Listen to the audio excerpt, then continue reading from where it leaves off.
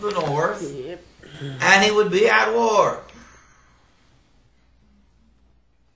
Because the north rioted against his kingdom.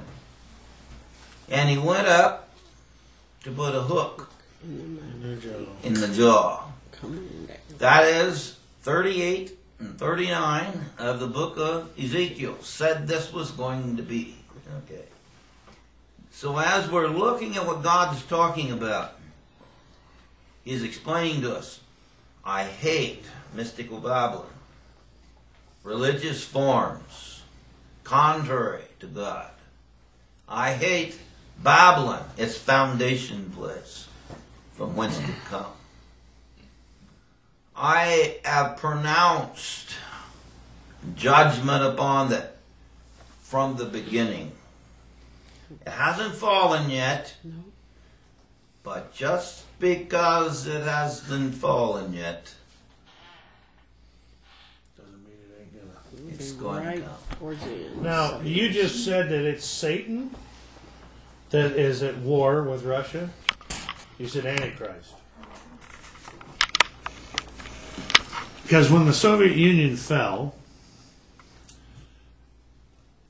a quasi-freedom of religion became allowed in Russia and in the former Soviet. That's why the Muslim explosion Actually was able to take place. Yes. But it seems to me that Satan isn't thrilled that the former atheist regime, Soviet Union, now is allowing any form of God. I agree. So is not, in order for the Antichrist to be at war with Russia, does not Satan have to be at war with Russia also? Okay. When I make them forms of statements, his backing is from the enemy, the devil. That's no, unquestionable. Okay. But unquestionably, when I turn you back, if we did turn back, it says God orchestrates, gave unto him the the power for this period. Yeah. In other words, what Tim said is all true. But at the same time, God had to do this. Lift his hand. To give the power. Or the power would never be there. God has to withdraw his hand. Because the enemy can never, and this is something we as Christians have got to understand that we fail to grasp. The enemy can never touch your life God allows it.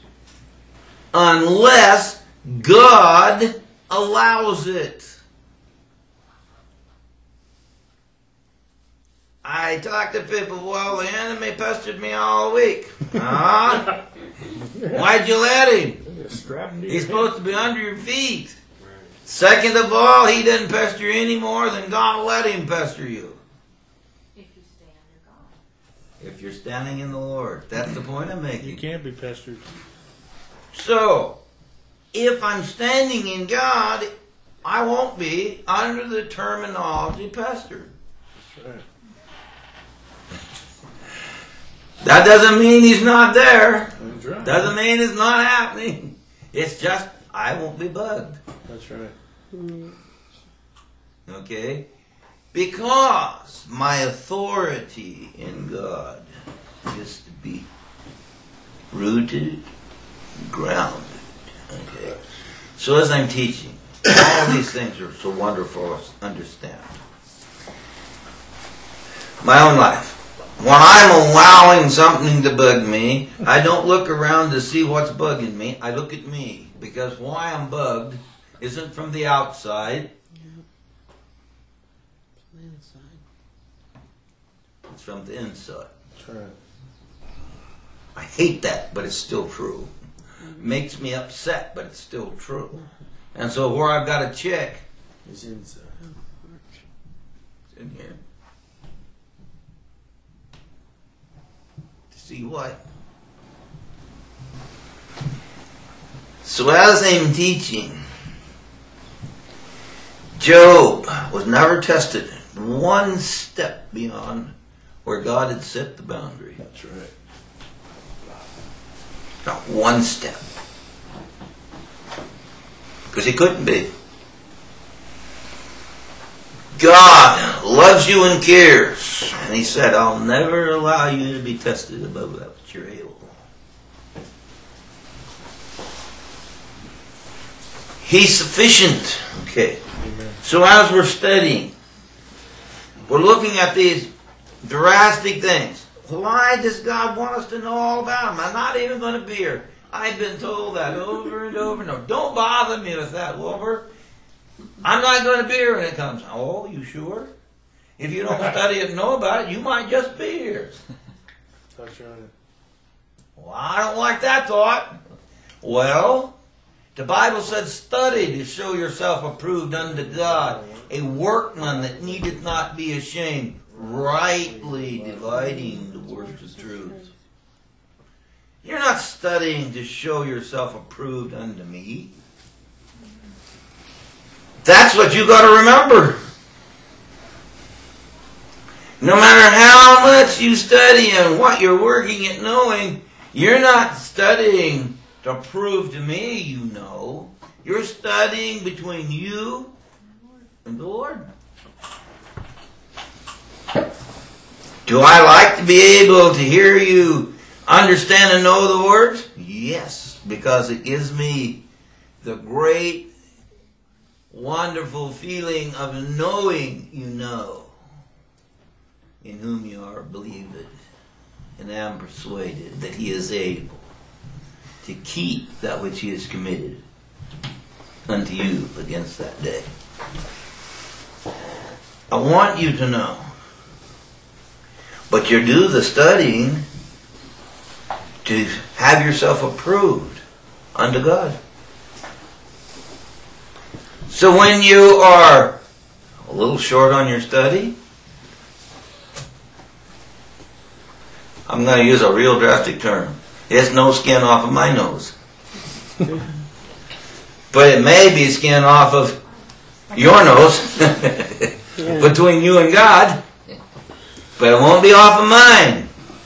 But if I don't study, then it's going to be double portion, because I study for myself, but also to be able to present.